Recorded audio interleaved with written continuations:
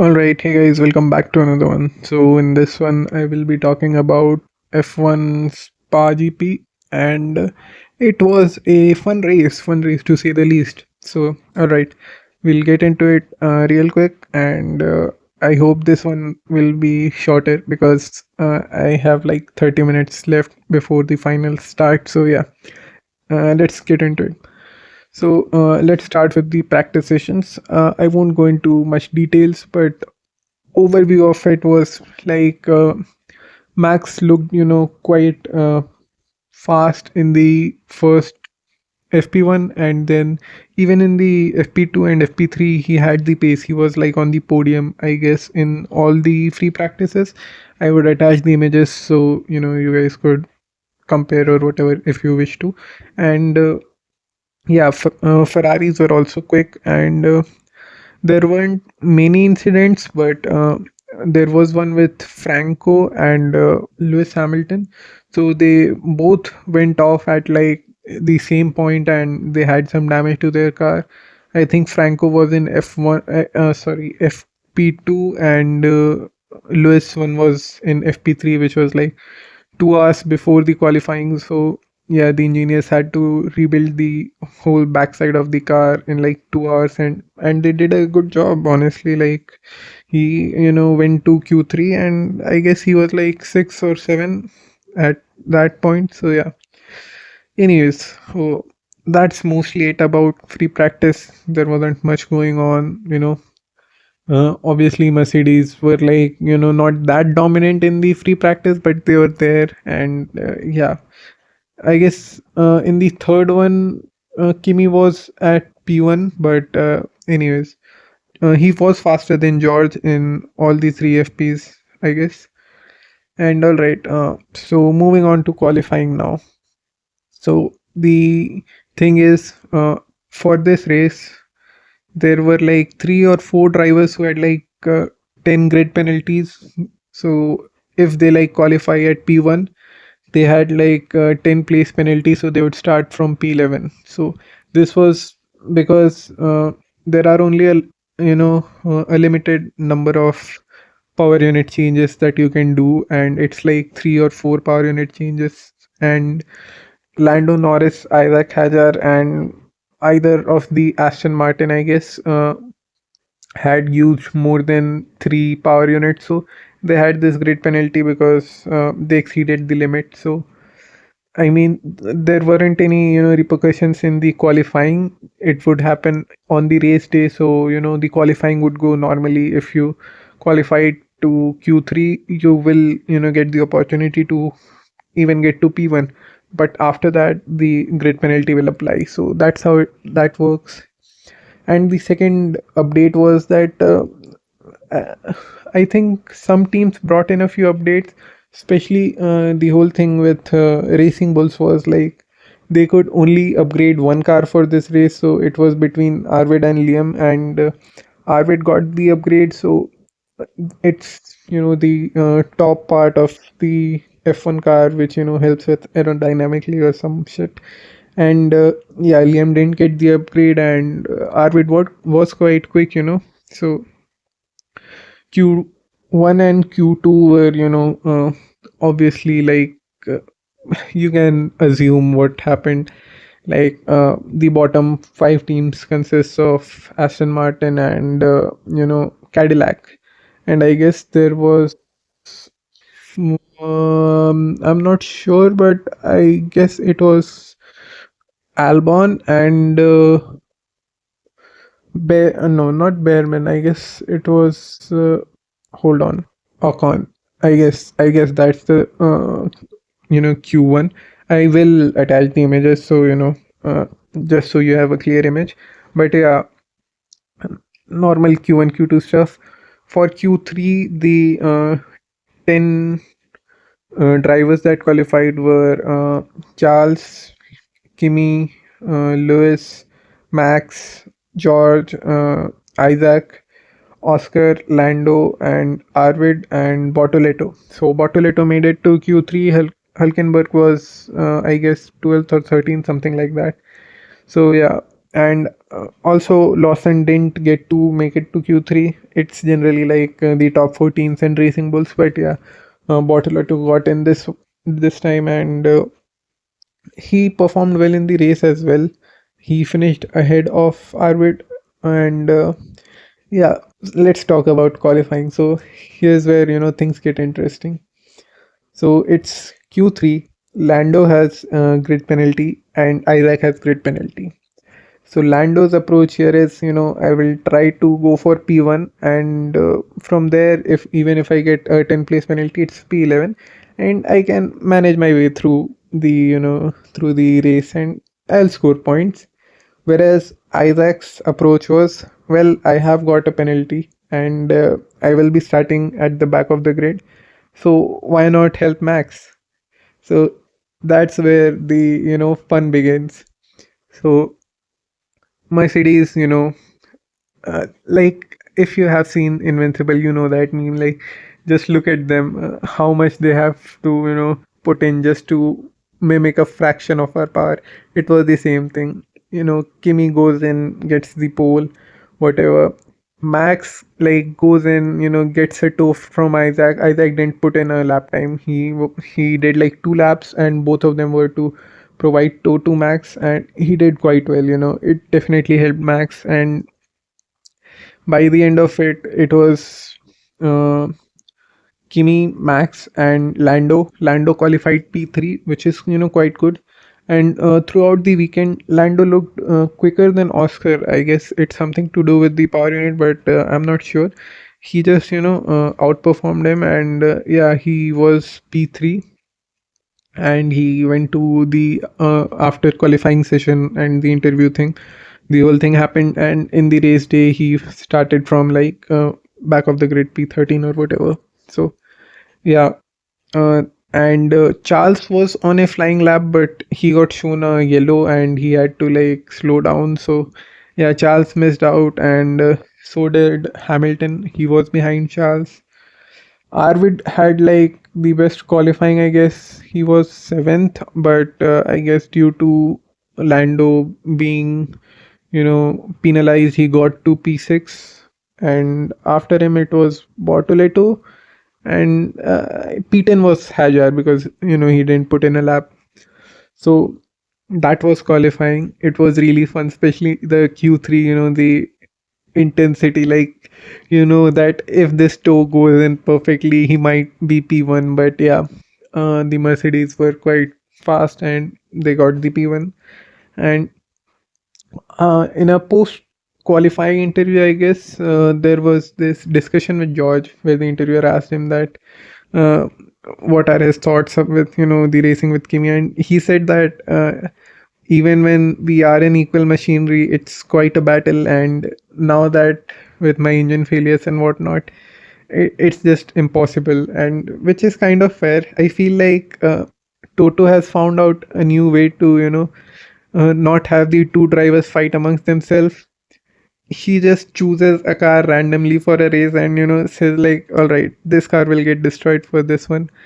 We have had like 2 races where Kimi got some kind of issue.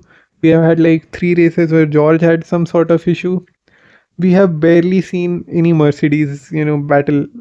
I guess in the first or second race we got to saw it for a few laps, and after that Toto was like, "All right, I'm done with this. Only one car will race. We'll get enough points with that." And yeah, that's kind of what happened in this one as well. So let's get into the race. So, all right, the race start. Front row, Max and Kimi both had a good start, and they were almost similar.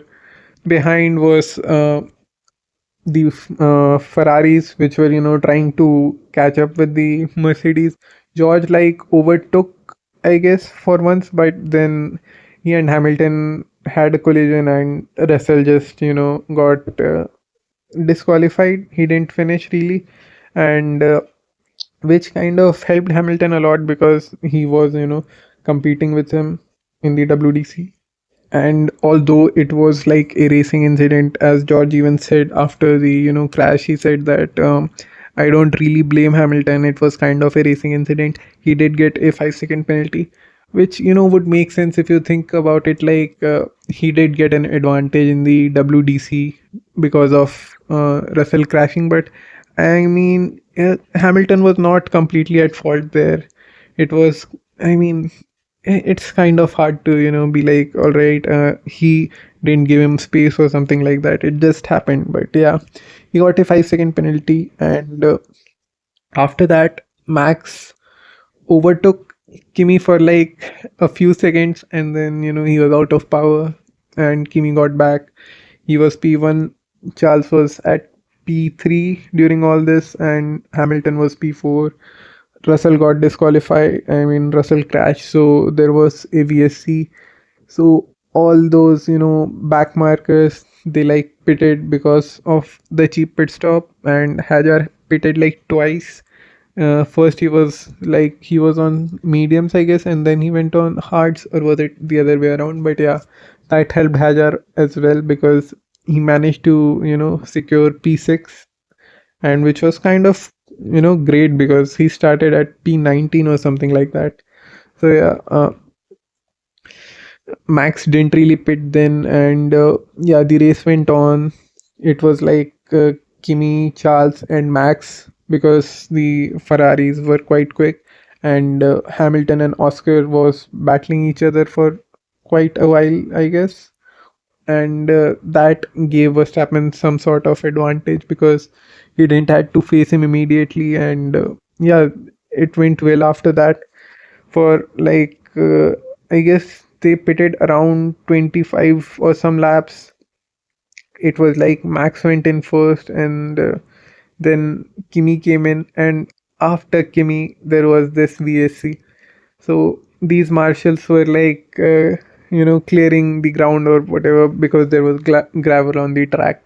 So there was this first VSC which no one really utilized, and then there was this second one which really helped Ferraris because they got the cheap pit stop. Charles was at P1 for quite some time after that, and also Lando didn't pit, which was kind of a blunder from McLaren. But yeah, uh, they are basically Ferrari, but with lesser, smaller legacy. I mean, I don't even want to say that because they are still a pretty good team, and they won the previous two WDC, and even no WCC, my bad, and the previous WDC. So yeah, it's still a good team, but it's basically does the same strategic disaster class as Ferrari because both teams act like midfielders. Whatever. Anyways, moving on. So yeah, he did pit in. He had the lead for quite a while, but obviously Charles took P1, and he had to pit later on. It was between Kimi, Charles, and Max. And I even said that if this is how the race ends, I would be quite happy with the results. And it's kind of exactly like that. That's how the race ended, and I am quite happy with the results. So yeah, there was a collision between Oscar and Charles as well, but Charles didn't really get a penalty. I don't know why it was not a major collision. It was like a minor wing damage to Oscar, but yeah, he got away with it. And also, there was this incident with Hamilton getting an unsafe release, which was, under investigation. And like you had 20 laps or something to,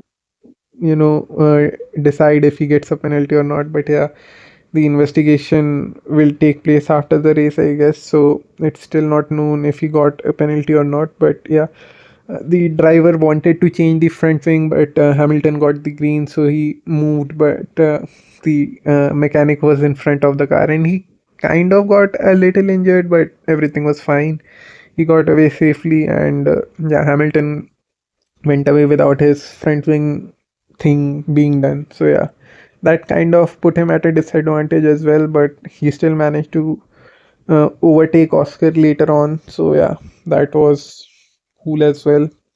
Max didn't really have to, had to race much because behind him, Oscar and Lewis were battling, and ahead of him, it was Kimi and Charles. He was just in the middle. So yeah, that happened.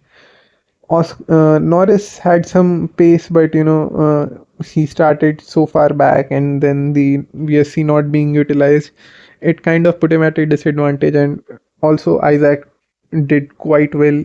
He, in F1, if you just stay there long enough, you kind of score some good points. And same thing happened here. He pitted early on. He kept on, overtaking, nothing, drastic. He was just there. He stuck through, and he managed to keep Norris at bay. So he got P6 as well. Lando was P7.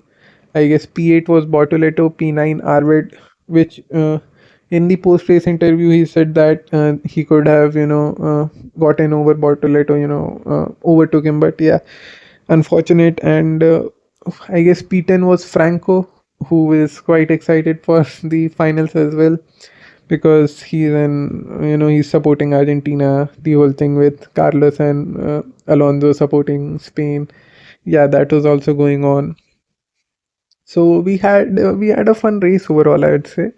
Especially, the start, it was like a few overtakes we got to see. There was the collision, and yeah, it was fun. The middle part was kind of, not much happened, but we also got Kimi and Charles battling over at the end.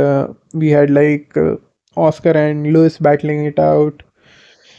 Isaac kept Norris at bay. There was also a quite good overtake between three cars. I'm forgetting, but it was, I suppose, between Liam Lawson, Hulkenberg, or something like that. I'm forgetting about it, but yeah.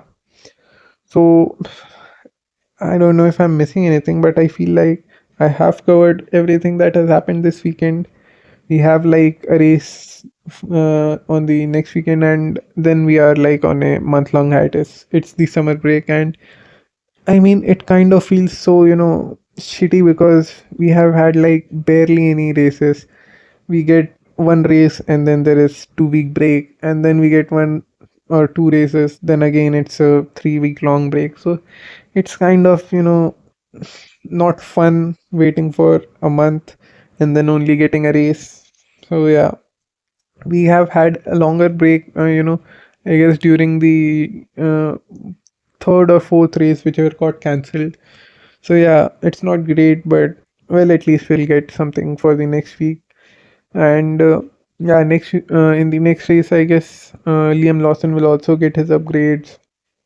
The championship lead has now, went up to like 50 points from George, and like 45 or some points from Lewis. Lewis is back at P2, George P3.